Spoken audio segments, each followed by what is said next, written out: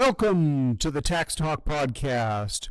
With AI rapidly reshaping our businesses, learning how it thinks and how to make it work for us is more critical than ever. Today, I've invited Taylor Arancibia, founder of Unveiling Innovations, to help us uncover how to develop effective AI strategies, build human-centered systems, and use AI as a true strategic partner. Taylor, I just want to say thank you for taking some time to jump on the podcast with me. Most definitely. Happy to be here. I always find it such a treat to be able to talk on topics like this because we really are exploring innovation. We're exploring the future of work and how that applies to our people and hopefully not overwhelming them. For sure. I'm definitely looking forward to this conversation. It's a topic that I'm really interested in. I've had a chance to talk with Taylor kind of off camera on some of this stuff, so I'm really looking forward to this discussion.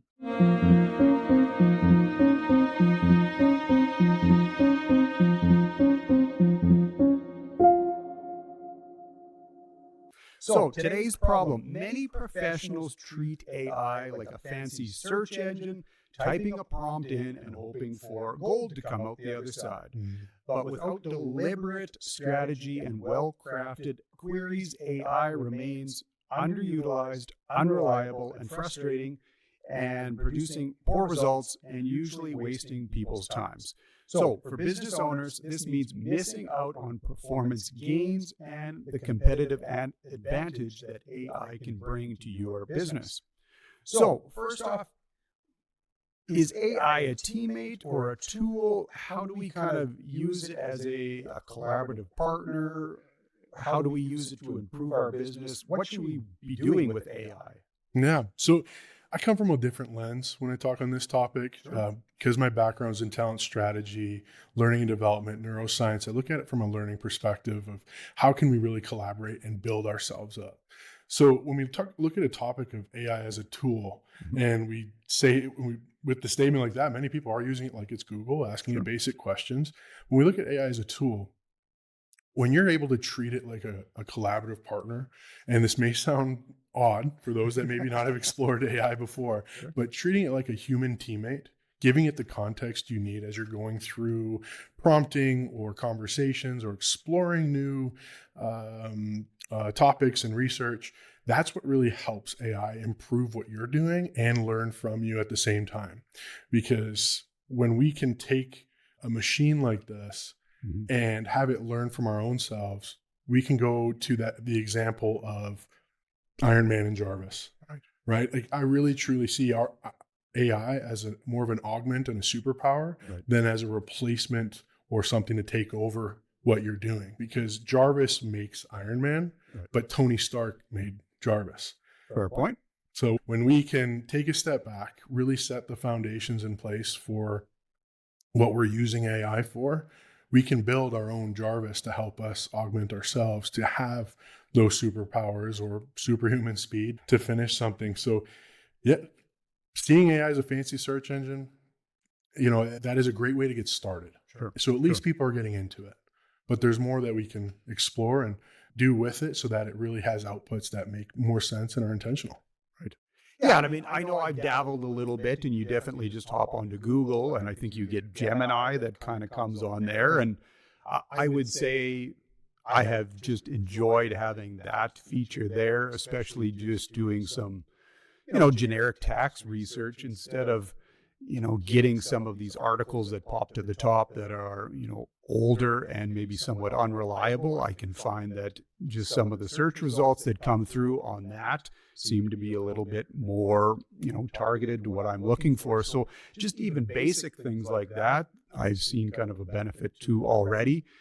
I've started to kind of dabble into using it for some other business purposes, and we'll kind of get into that too. But I would definitely agree with you, just like anything, the inputs that go in probably translate into the quality of the output that comes out. So if we're learning to use it in the proper way, then I think we're going to get some good results out of it for sure. Most definitely. I mean, even the example of using it on Google, like to differentiate what it's like to actually work within a large language model of AI and what Google is producing. Google's kind of summarizing all of the top searches, and that's what it's doing when it's popping up for you, unless you're going into their model and using it specifically. Okay. So when you're using it on the outside within that environment, you're able to curate research through maybe Google search engine or other to bring back to you, summarize it, or utilize it in ways for your own work or projects. Excellent.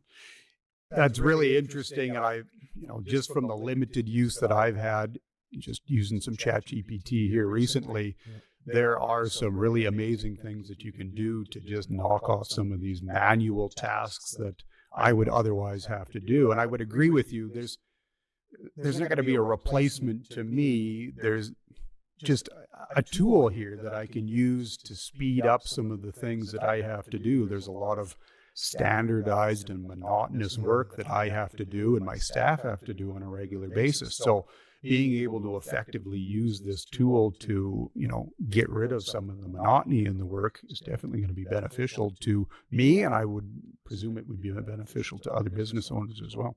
Most definitely. I mean, that's where we're seeing the biggest use cases is more of those menial, repetitive tasks. AI can come in and automate it and move through that quicker.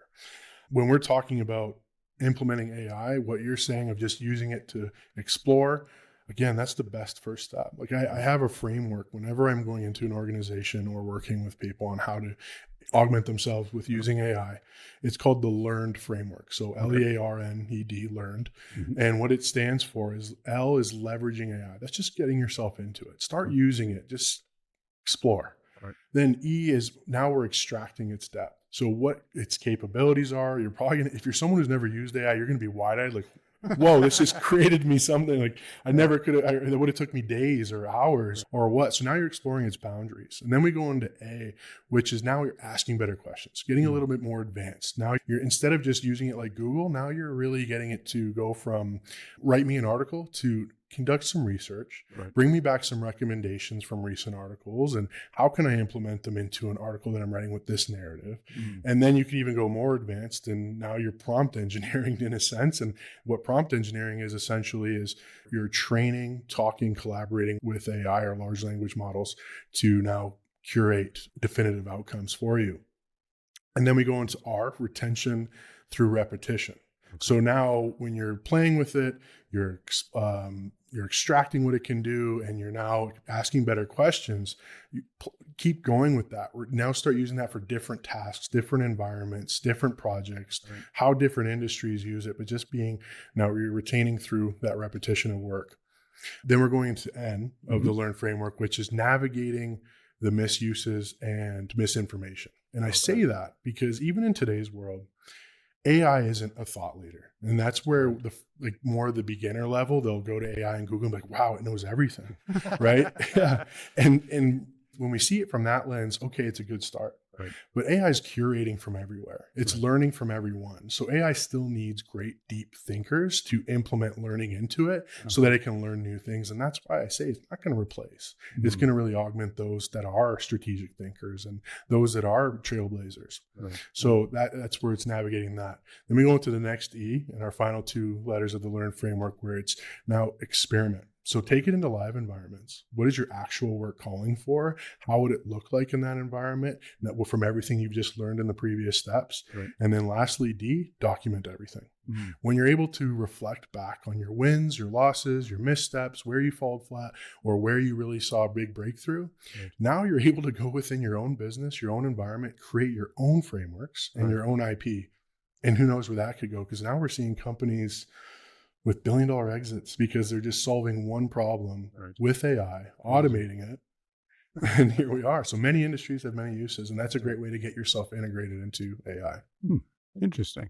So I guess it's all about just kind of getting your foot in the door and testing it out, seeing what kind of uses it might have for you and or your business. And then probably at some point in time, you need to implement some sort of framework, like you said, to make sure what it is that you're doing within the organization has some sort of structure, some purpose. If there's maybe some security or legal issues that you need to kind of be aware of, that you're making sure that you take care of all these things ahead of time. Most definitely. I mean, even where we're navigating those misuses I was talking about throughout that framework, if you're implementing this with your team or your business, you really want to set boundaries, right? And when AI was first made public and companies started exploring it or people started exploring it, we didn't have these closed environments. AI was learning from everything that everyone was putting into it, the internet. And so now that kind of scared businesses into, well, I don't want to share my proprietary or sensitive information or my client information. But now large language models are adjusting and adapting to that in a way that you can now have your own closed off playground to take and explore. And that's where we're seeing bigger breakthroughs, because when you can have that closed playground and really give your people, your team, your business, or yourself free access in a closed environment like that, you're able to explore so many different things for your industry and your business and see where it can take you to learn new frameworks in IP, like I was saying. Interesting. So when we're maybe starting to use AI, whatever, one we're kind of wandering down the road with, how do we kind of use it to maybe its most efficient way? So are there prompts that we have to give it? Is there a difference between weak questions resulting in weak answers versus, good questions that you're putting in, getting good answers out of that? How does that kind of translate? If someone's just looking to kind of get into it, what is maybe something that you could advise on in that aspect? Most definitely. When you're interviewing someone as a business owner, you want to ask the best question. You want to curate the best questions you can ask that help you get a full picture and create context to the person that you're talking with. Okay. So even when it comes to AI, we want to transfer that skill of interviewing or solution finding and work with AI and ask it better questions. So what that looks like, again, if we're using like the problem that we started with of AI is just used as a search engine like a Google, those are those basic questions of write me an article. Okay, now it's going to sound very robotic and people can spot it from a mile. And it's sometimes hurting your brand and hurting you when you're very basic that way.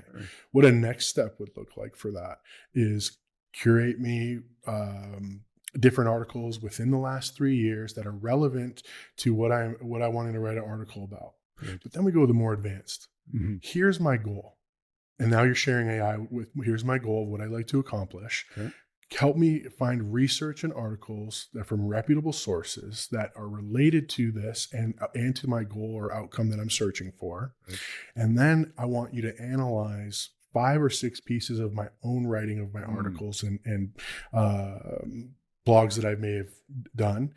Learn how I write and how I sound and my tone, and then help me craft a framework or an article aligned with my overall mission. So when better prompting gets a bit longer, but more context and helping it understand the boundaries of where you're going. But where it really shines is beyond that, is the back and forth. When you're treating AI like a teammate, as a point we were talking on earlier, you're now giving it the context. Like if we were sitting here and working on a project like we are during this podcast here, we're not just asking question, going to the next question, asking question, go to the next question. We're having a bit of back and forth here to help frame the context we're going into. Same thing you want to do with AI. And so when you can say, I didn't get what I needed from that, and it's because of this, and this is my why. And you're talking to it like a human and helping it understand your thinking, and so that it can start getting more targeted responses. That's where it shines, and that's where it gets more advanced, because now it's learning from you the same way you're learning from it and what works and what doesn't, and that comes from repetition. So I guess you kind of maybe have to get a little bit outside of your head in thinking that, I'm typing to the internet here and I'm trying to give it the shortest, most abbreviated information possible to get what I want back out of it, and start treating it not necessarily like a human, but maybe as a collaborative partner in the process of taking your business to the next step. And if you put the information in like you would, just any other teammate, that you would be able to then get a better response and a better result out of them if you're, having that different level of communication as opposed to just these brief notes back and forth. Exactly. Like a good way to also put it is when you're texting. You know how it starts trying to finish the sentence for you? Predictive text. For sure. This is predictive intelligence. So when you're giving it ambiguous information and beating around the bush, you don't want to put too much into it or being very generic. Right. It's going to start predicting what you're looking for. So the more intentional you can be with how you prompt it, even if it looks like a wall of text, you're going to get so much more further ahead with that use than you have in just a generic. Interesting. So yeah, I guess something definitely to keep in mind as you're getting into those initial stages, if you want to get some good value out of it, treat it like another member of the team. Exactly. And whatever you put in is maybe what you're going to get back out of it. So spend that a little bit extra time, do that back and forth, and you probably see some better results than just some search web link that comes up from 5 years ago that's may or may not be of any value to you. Exactly. So, no, fair enough. So once we've kind of done that, we've kind of dipped the toe in the water. We've got an idea as to maybe what we can get out of this. Maybe there's some use for us in our business with some sort of AI. Is there an importance then at that point to kind of set that structure, get that culture in place, get that leadership together, figure out some systems and stuff? Like I've used it recently on some things that have come up from work. It's saved me an enormous amount of time doing a couple of what would have otherwise been extremely time-consuming tasks for my staff. There is some interest from my staff to kind of learn some of this. And I've kind of said, whoa, let's just pump the brakes here.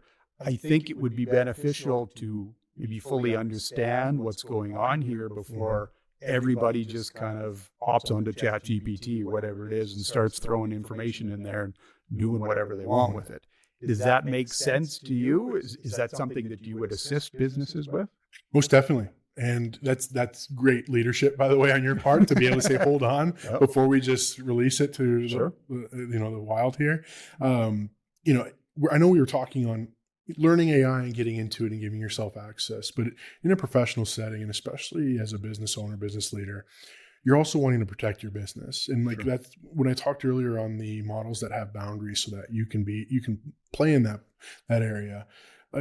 All of that starts with, because I'm a frameworks guy, we'll back that up. And all of that starts with, why are we even going to explore AI? What do we want to use it for?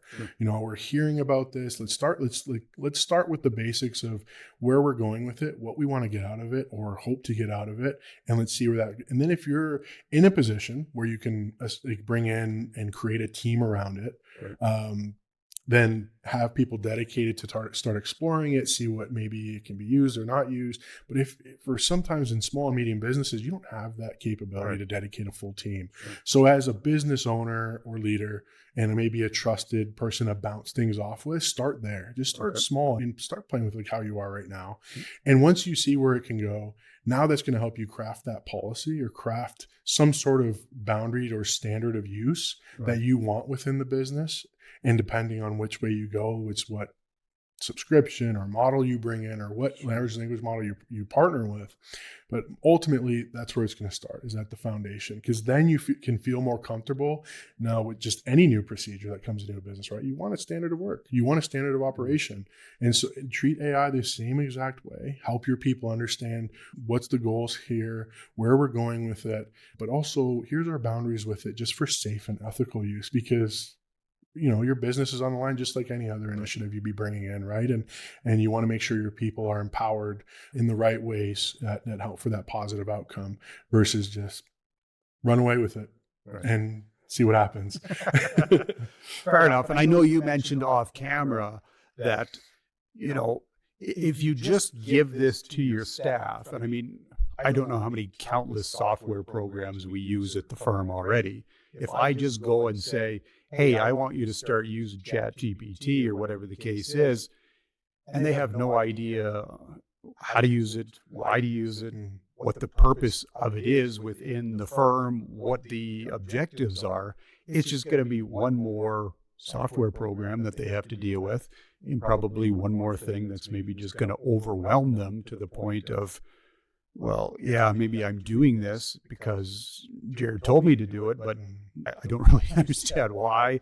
I'm maybe not using it effectively. Maybe I'm misusing it to a certain degree if they have no idea what's going on. So I would agree with you wholeheartedly that, in a business, the procedures and the underlying, standards that you have definitely push that business forward. So this is just one more thing that I think needs to kind of come under that existing envelope and, be protected by what it is that you guys are trying to do. Because, even if you avoid any maybe ethical or legal issues with it, you could just be wasting a whole bunch of time, because I know that happens full well all the time. Yeah, most definitely. And even going back to frameworks on bringing in new initiatives, it's like an iceberg, right? You only see so much of it, but what's beneath the surface, there's quite a bit more. Sure. And so on the surface, we have a new AI program we're rolling out, or a new development program we're rolling out. But beneath the surface is all the work to get there. Yeah. And that was the strategy, how we're bringing it to our people. What are we going to do to introduce it? How are we going to give them access in a way that makes sense for their day versus overwhelming their day? Right. And as I mentioned before, just diving into the neuroscience of how we learn and what we think about when it comes to learning. One of those major levers are the playground to make mistakes. So in any environment, outside of AI, inside of AI, allowing your people, allowing yourself to make mistakes in the sake of learning and in the sake of trying new things, that's going to be immense for retention. And not only retention of knowledge, but retention of your people. Because now you're creating a safe environment for them to explore innovation, look at the future of work, know that they can continue their journey of learning themselves or personal development. And if they make a mistake, they're going to be backed up with, well, you know what, we have a culture here of learning and we want to get better. And that's why those frameworks are there as a safety net to fall back on, but they're still able to go into an environment and really explore. Excellent. Yeah, and I would agree. I mean, if you're on pins and needles all the time, you're probably less likely to be, innovative in any respect, because you're afraid that if you do make a wrong move, you're going to face the consequences for it. So, being supportive across, the staffing side of things, not only in AI, is going to be beneficial to the organization as a whole.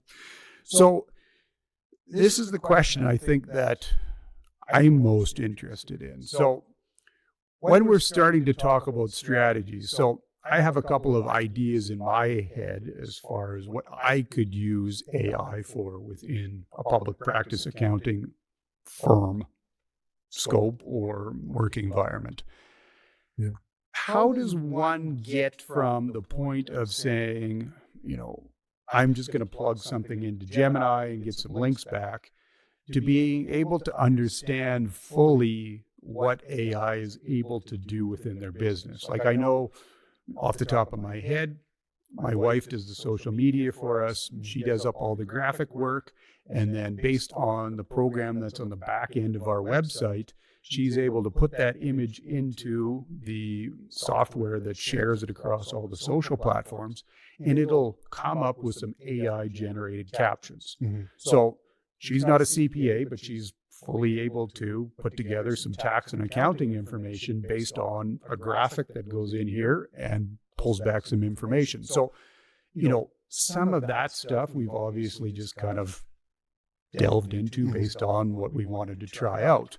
But how do you go from those particular points to maybe something really far down the line that would be transformative to your business? Is there a route that you can take, or is it just like you kind of simply said, you follow that framework, you just try things out, and then as they work, and you just kind of proceed onwards from that? Yeah. Great question. Because without previously working in something like that and being newer to the business, if you're bringing something like that in, it all can be very overwhelming. Right. But it can be that simple. But simple doesn't always mean easy. Right. And so when I say it can be simple, it's back to the learn framework, right? Like there's steps to getting integrated and understanding AI. And that's the best first step, is getting just yourself in there. Okay. So going now from a business that may have never used it or understood it to then getting to a state of where you're now a well-oiled machine and it's working well within the business, your employees are using it. Yep. It starts with those initial frameworks to build that momentum to get there. And just even for the example of AI generated captions and that of using social media, right? Like, again, that's still getting yourself into it. Right. You're still wanting to maybe pull that back, edit it a bit, help it understand like what maybe sounds better to you. Use that as a stepping stone to rewrite or what it may be. But again, you're getting into it in such a non-invasive way when you're just playing around with it that way, that you can feel like you're, again, building a snowball momentum that goes into now. All of my people feel well versed in AI because I've let them have that time to just play with it, start looking at what tasks in their day are the most menial, or I'll call it a dead task, because it's like, it really is just so repetitive. It's the work that you may dread a bit or whatnot. Sure. And so when it comes to that, they're identifying it. And when in the last letter of that Learn framework, document everything. When you're able to work with the people that are maybe a part of this pilot group, or if it's your greater business, or just you and a partner on that for a project, you're able to now start exploring what's working, what's not. And that's when you're really to get into the juicy stuff of like, okay, I just found out that you can now create software with AI. I think we can do this with our business. And if with what we've learned on how we prompt and we're really getting some great answers, I want to take that and now go start exploring this use of AI or that. And that's where you're going to start looking at the niche softwares around AI, not just the open language models that ChatGPT and others. You're going to want to start now targeting, like, what are some companies doing and building software around that can help me even more in a targeted space. And next thing you know, you have quarterly meetings that people are bringing up or sooner, or meetings of just around, hey, I found a really great use case for this. And how can we maybe implement it or help our customer or client or just help our internal business operation? But all of that comes back from those initial grounded frameworks that were so simple to implement and take the steps towards, because you're not going to get there overnight. Just like anything. And and so it's going to start with a simple framework. And that's what these frameworks are for, around talent strategy and how you're empowering your people. That's the whole purpose. The return on investment isn't immediate. The return on investment is that gradual growth over time. So would it be somewhat safe to say, if you're operating in a quote unquote white collar business, if you had some sort of idea as to where you could maybe take AI and use it within your business through the use of either, just exploring it and using it yourself, or maybe possibly bringing in a third party that has a little bit more experience, are you probably fairly safe to say that you could put it to use in whatever you kind of dream up down the road? Just about. Right. Like, we're still figuring out the boundaries, and kind of a hot take is I see a lot of gatekeeping. Like because my background is in the Fortune 1000 world, like I know quite a bit of people in the tech environment, and you see posts or you see people talk about, stop learning or listening to other people about AI, or the AI gurus on YouTube, like really listen to people in the tech space. And it's like, hold on, for the sake of innovation, we need that diversity of thought. We really need to empower people in different areas of business, because you never know what breakthrough you can find. It's the same with life, welcoming every human experience for the sake of, you never know what's going to turn it all on for you and make you feel the most alive. That's the same thing with how can we empower our people within AI. So allowing people in bookkeeping, allowing people in recruiting, allowing people in tech at all levels, and go this way, not just this way, right? Like, really opening the horizon up. That's what's going to probably yield the most breakthrough, because you're giving it to the most hands to kind of play with it in different ways. And rather than just looking for what's the next best software, what's the next best thing that I can drum up using AI, it's great for that. But you might find out that, wow, I just, again, saved 100 hours last month between my team because of what they were able to accomplish just using this AI platform. Like, I worked with a founder who really wanted to implement AI, and they saw it as, okay, I just want to get to use it. It'll make things go faster. And, it helped them understand the foundations and see where it can go. And then we talk in a couple of weeks, and he says, okay, I'm stuck. Like, I feel like this has actually hurt me a little bit. And the reason for that is, and then we uncovered, okay, again, going back to your goals, this was just off a basic conversation, but I mean, going back to your goals, what are you even using it for? Right. Right. Because then he's like, okay, so we took a step back and we aligned what goals, his outcomes that he's looking for, where he's wanting to take it. And that then accelerated it much more because now he's using it as an assistant like Jarvis and Iron Man, right? Sure. And that's where it can really shine. And so empowering the right people, anyone can become Iron Man. Right. So would it be safe to say that when you're initially starting out, it's probably okay just to, play around with it and kind of see what you can do? But as you maybe start to get an understanding of what maybe some of the potential it is for you and your business, would it then make sense to have, a third party or someone that does have some experience in this realm to kind of come in and assist you? Because I would agree with you. I mean, just like anything, as a business owner, tech isn't my thing. I'm an accountant. Mm-hmm. Similarly speaking, I don't do marketing. I have someone that helps me do that. And I suggest it to my clients all the time. Are you a bookkeeper? No, you're an oil field consultant. Maybe don't spend your time bookkeeping. Get someone to do that, and you can go and earn, whatever it is you earn on a daily basis and pay someone $30 an hour to do your bookkeeping. Focus on the things that you're good at. And then when you need some expert, guidance, then you can just pay for it. Would that make the most sense with AI as well? When you kind of dip your foot in it, then you bring someone in to kind of help you? Yeah, it's hard to give a definitive answer on that. Okay. And it's, again, maybe because of my background. Oh, sure. And I say that because let's say you are empowering your team and your business to use AI and they're finding so many ways to save time, Right. but get even the same or better results. Okay. Now you're in a really opportunistic spot. And what I mean by that is you're probably going to have people in your business who want to take on more.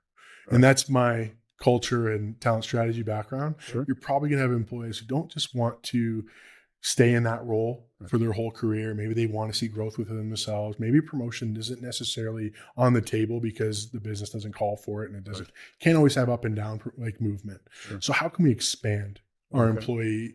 employee responsibilities? Because I really stand on the notion that learning is going to be a true skill as we Right. keep progressing with AI.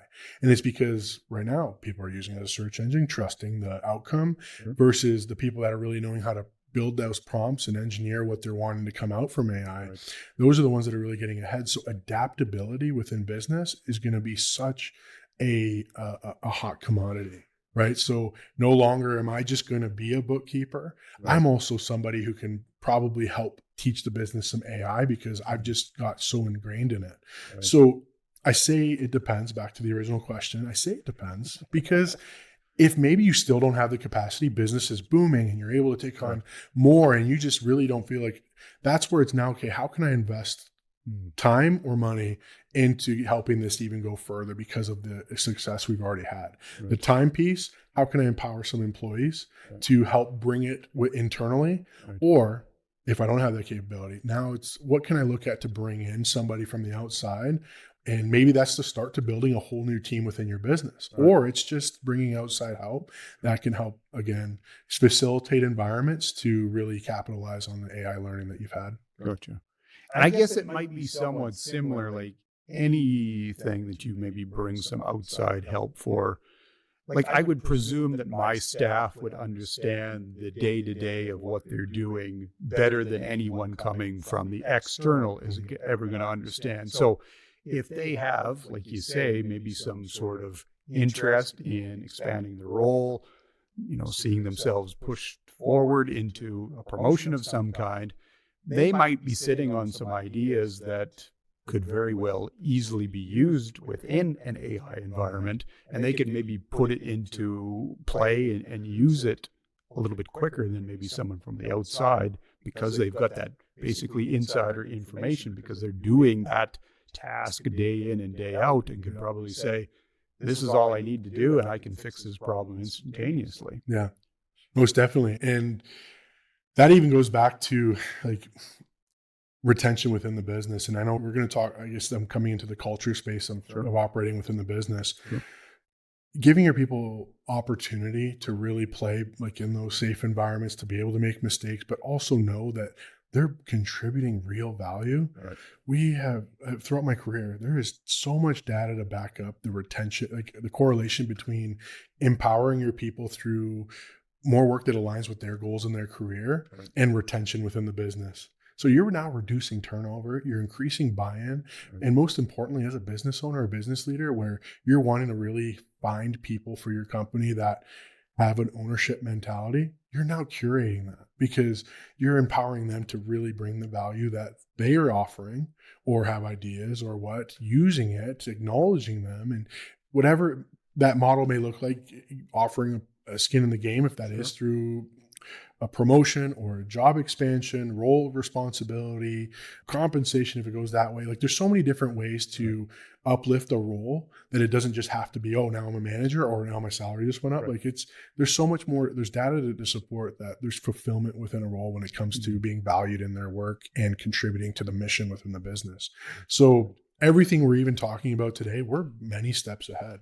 And I say that because, again, on the cultural standpoint, how is your performance management? How is your employees being measured for what they're doing? How are you acknowledging your employees? How are you listening to your employees about how the business is running the culture already, and how can we adapt to that? So there's a lot of other foundational frameworks that allow for the seamless, like open field, run full speed Right. landscape that everyone would want to have.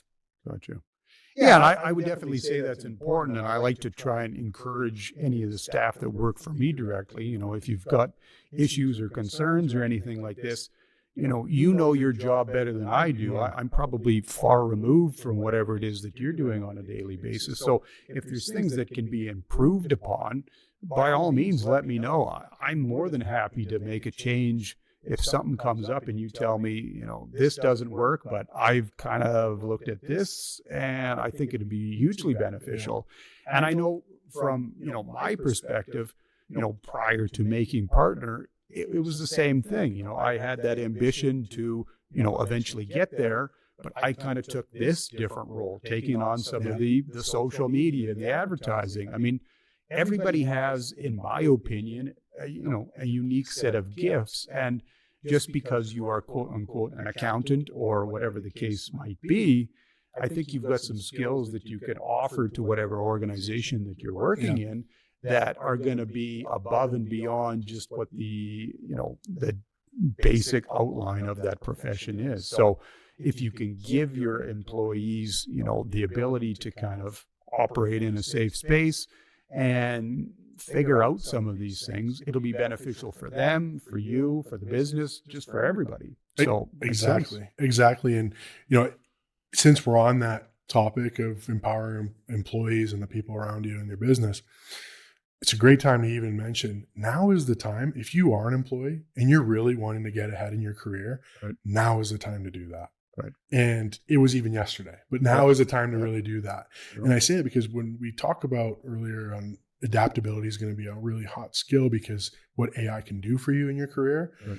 Again, when you're meeting with a client and they ask you questions that you don't know what you're doing or you might not know the answer to, you now have the ability to go away, spend a little time to learn with AI, and you could probably learn by the end of the day what just got uploaded into my knowledge for use. Sure. So now you're augmenting yourself with different skills and capabilities. And even for myself, I've seen a lot of growth throughout my career when I was in large corporate. And that came from a mentality from my football days. I was an offensive lineman. I played center. And center, for Canadians that may be watching that don't ever necessarily watch football, it's the person who snaps the ball to the quarterback. But as a center, you want to know the people next to you and their left and right and what their position does, so you can be as cohesive as possible and you know where you can support. Bringing that mentality into your business life or your employee life, where I want to know what my teammates do in their role. I want to know the teams that we work with within our business and what they do, or the other industries that do similar work that we do. That all right there, that thinking is going to help uplift and enrich your life and your career. But now it can be done faster because you can go to AI, simulate an environment, think like an accountant, and help me understand what I can do with my finances. Right now you can, if you're just sitting at home and want to use it that way, That's a great way to get started. But then when it gets more advanced, that's probably when you see a lot more of those coming into you. Like, hey, I don't know, right? But I'm just saying, like, it's just, there's ways you can tap into AI a lot quicker rather than having to maybe, and I'm not advocating for not networking. I think there's so much value in talking with people and networking, but now you at your fingertips in the comfort of your own home, you can have AI role play as someone in the oil field industry or someone in the marketing industry or someone in whatever industry, and ask it questions and help you think like that, or help ask better questions for yourself or find solutions from different perspectives. Interesting. Basically, the sky's the limit on what you could do with it, I guess. Yeah. Real quick before we got to go, can you just touch on maybe the digital ethics of this, maybe some of the things that business owners should kind of keep in mind as far as the legal side of things, just initially, even when they're just kind of playing around, what should they maybe watch out for?